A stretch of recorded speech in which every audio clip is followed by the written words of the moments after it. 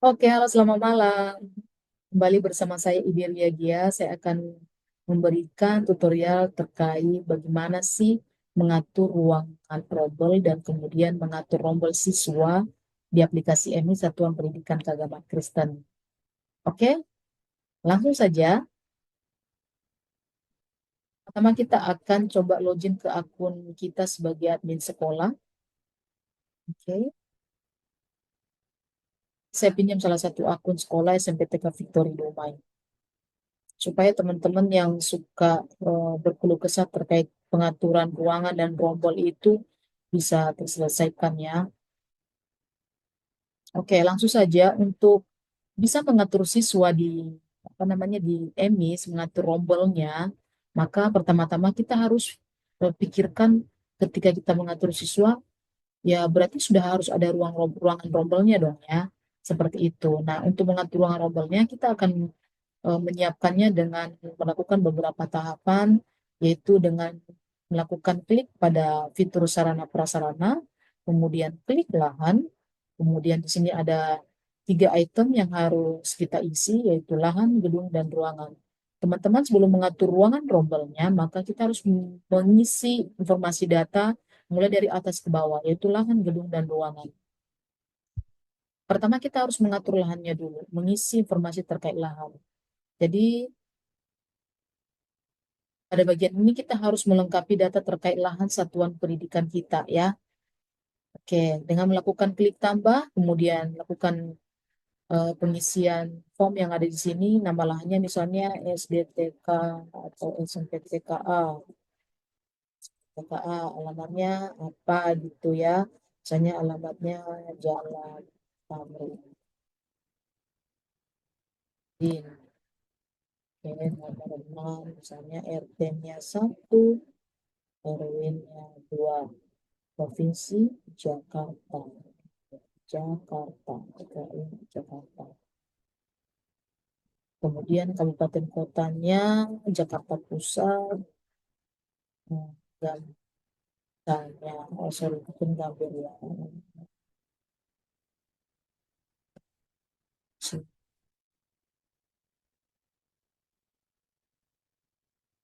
Oke.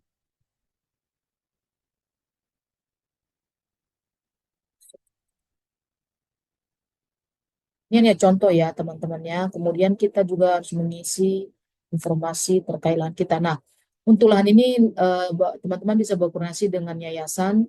Berapa sih luas lahan sekolah kita keseluruhan? Misalnya ada 3.000. Dari 3.000 itu berapa milik sendiri yang bersertifikat dan berapa yang tidak bersertifikat? Kalau misalnya 3.000 itu semuanya tidak bersertifikat, maka langsung isi 3.000 tidak bersertifikat. Atau kalau memang semuanya bersertifikat, langsung isi 3.000 bersertifikat. Oke. Atau mungkin sebagian bersertifikat sebanyak 2.000 meter. Kemudian sisanya yang 1.000 tidak bersertifikat. Ya, silakan ya. Atau mungkin sekolah ini juga sewa gitu ya, sewa. Nah, kalau sewanya itu berapa? Sewa bersertifikatnya berapa? Kemudian sewa tidak bersertifikat berapa? Kalau minjem berapa? Eh, Sertifikat berapa luas, kemudian nggak bisa berapa gitu ya. Tinggal melihat ke data lahan saja ya. Kemudian kita juga harus mengisi penggunaan lahan dari yang 3.000 itu, berapa luas yang kita gunakan untuk bangunan. Misalnya dari 3.000 itu ada 500 untuk bangunan bersertifikat dan tidak bersertifikat mungkin berapa gitu ya. Lapangan olahraganya misalnya mungkin ada misalnya halamannya misalnya 300, kebunnya misalnya 700. Setelah itu kita akan mengatur lokasi sekolah kita dengan di misalnya eh, men- men- pada pusat. Nanti akan muncul nih titik koordinatnya di sini. Peta geografisnya dataran rendah, potensi wilayahnya, industri, kemudian daerah perkotaan. Ya. Bila lokasi sekolah kita tidak berpotensi bencana alam, kita tinggal pilih tidak, dan kalau ya silakan pilih nanti jenis apa bencana alamnya. Kemungkinan si di lokasi sekolah Bapak Ibu. Kemudian ini juga diisi ya jarak ke lokasi tertentu, kecamatan misalnya, sesuaikan ya dengan kondisi yang sebenarnya. Nah, setelah mengisi data lain ini, silakan udah yakin tinggal klik simpan. Oke, baik setelah itu kita kembali ke fitur sarana prasarana, kita klik lahan dan bangunan, kemudian kita mengatur gedungnya. Itu mengatur gedung, kalau dia SD silakan Bapak Ibu kalau memang gedungnya cuma satu ya nggak masalah ya. Tapi mungkin nanti di penamaan gedungnya silakan diatur. Kebetulan di sini tuh dia sekolah ini sudah mengatur nama gedungnya yaitu nama gedungnya ruang kelas 8A, ruang kelas 7, ruang kelas 8, ruang kelas 7, ruang kelas 9. Apabila ada tambahan lagi, misalnya untuk SD ada ruang kelas lain, tinggal ditambah aja di sini ya. Nama lahannya apa? Karena nanti nama gedung ini akan muncul ketika kita mengatur ruangan rombel. Apa yang kita sudah atur di sini akan muncul. Kalau nggak kita atur di sini nanti nggak akan muncul ketika kita mengatur ruangannya. Ruangannya nggak akan kita bisa atur. Ya, misalnya ruang eksekutif Dunai, nama gedungnya, kelas. Boleh juga ya, misalnya gedung A, gitu ya boleh. Gedung A, lantainya jumlah lantainya bisa 3, ya kan? Kepemilikan milik sendiri. Kemudian tahun dibangun 2024, ukuran panjangnya 10, kemudian lebarnya 6, dengan klik simpan. Oke, simpannya. Apalagi nanti misalnya berikutnya nama gedungnya, nama gedung B misalnya. Gedung B itu ada berapa lantai, misalnya satu gitu. Ya, sesuaikan saja.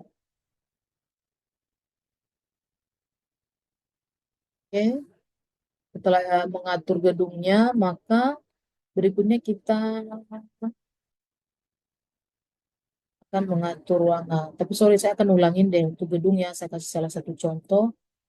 Fitur Dumai gedung nya misalnya 3, ya, biar nanti kita gunakan yang ini ya ketika kita mengatur ruangan. Oke. Nah, sekarang kita akan mencoba mengatur ruangannya. Oke, akan mengatur ruangannya. Di sini kan sudah muncul ya.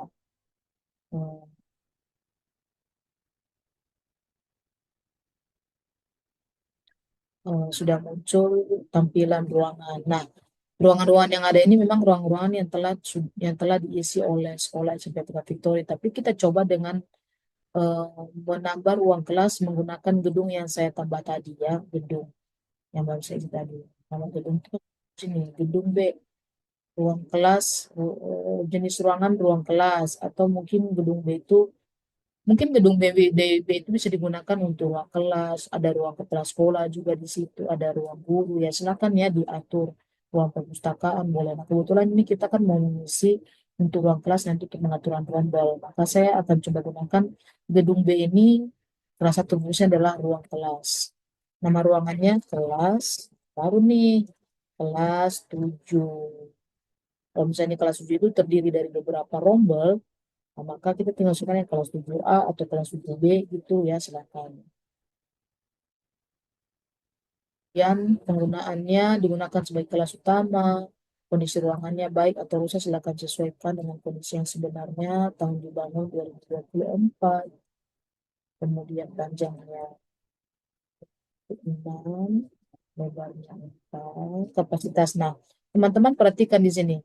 Ketika Bapak Ibu mengatur kapasitas siswa di ruangan ini, maka sejumlah itulah nanti siswa yang dapat dimasukkan ke ruangan rombel. Misalnya kelas 7 ini, kelas 7A ini saya atur rombolnya itu maksimal misalnya 25.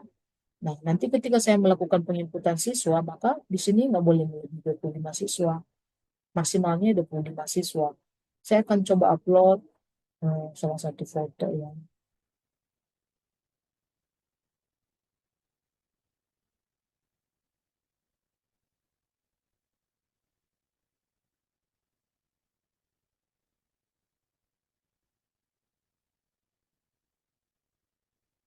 Misalnya nih ya, saya akan coba atur misalnya dan contoh.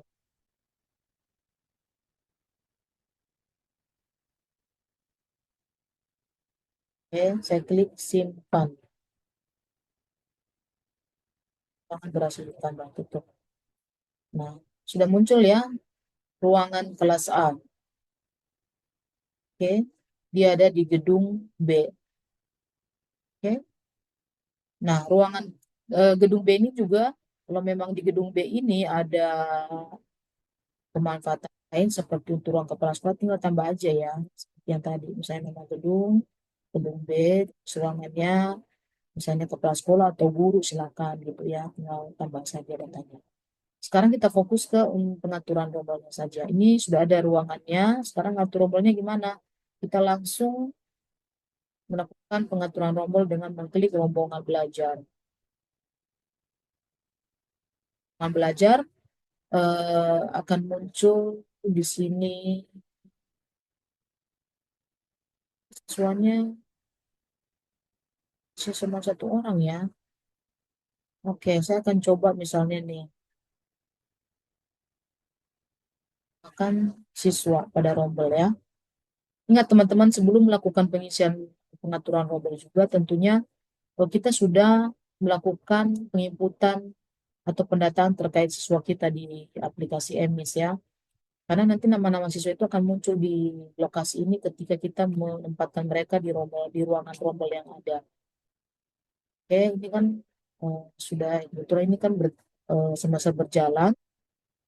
Rombelnya misalnya rombel kelas kelas 7 jenis rombelnya kelas tingkat kelasnya kelas 7 wali kelasnya siapa. Nah, ini udah ada nih ya. Berarti kelasnya dia tinggal pilih. Kemudian dari kurikulum 13. Ini masih kurikulum 13 karena memang di etalasenya pusat itu masih belum mengatur terkabarnya ya. Waktu belajar pagi. Ya, mungkin nanti ada rombel yang lain, mungkin kelas 7B nanti dia masuknya di siang, tinggal sesuaikan. Kemudian tambahkan siswanya. Nah, ini masih kosong nih siswanya nih. Kenapa di sini kosong? Karena sekolah ini belum melakukan pendataan terkait siswa ya. Jadi di sini kita tidak bisa menambahkan siswa. Nah, di sini nanti akan muncul kita tinggal searching satu-satu siswa yang mana aja yang kita masukkan ke rombel ini ya, akan muncul. Nah, Bapak Ibu akan mengalami kewalahan ketika Bapak Ibu tidak melakukan apa namanya pendataan pada siswa di tahun ajaran berjalan. Jadi di sini udah mentok nih, kita nggak bisa ngapa-ngapain nih. Data siswa masih kosong gitu ya, karena kita juga nggak akan bisa menyelesaikan tahapan rombel ini karena memang kita belum memasukkan siswa. Tapi kira-kira caranya seperti itulah teman-teman ya. Untuk siswa, silakan teman-teman itu melakukan pendataan siswa ya, siswa itu melalui pengajuan siswa baru ya, siswa baru. Pengajuan siswa baru ini berlaku untuk case tertentu kalau udah SMP ya, tapi kalau untuk SD biasanya pengajuan siswa baru itu akan dilakukan untuk khusus kelas satu. Tapi di tingkat di atasnya kelas satu akan berlaku prosedur tertentu. Kemudian eh, data siswa juga boleh melalui penarikan data mutasi masuk ya.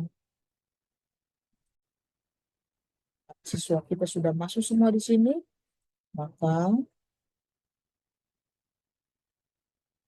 teman-teman sudah bisa menyelesaikan pengaturan modal tadi.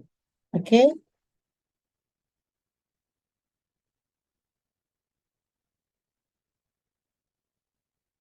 sekian dulu pembelajaran kita kali ini. Semoga tutorial ini boleh bermanfaat buat teman-teman SPKK. Terima kasih, sampai ketemu pada video saya berikutnya.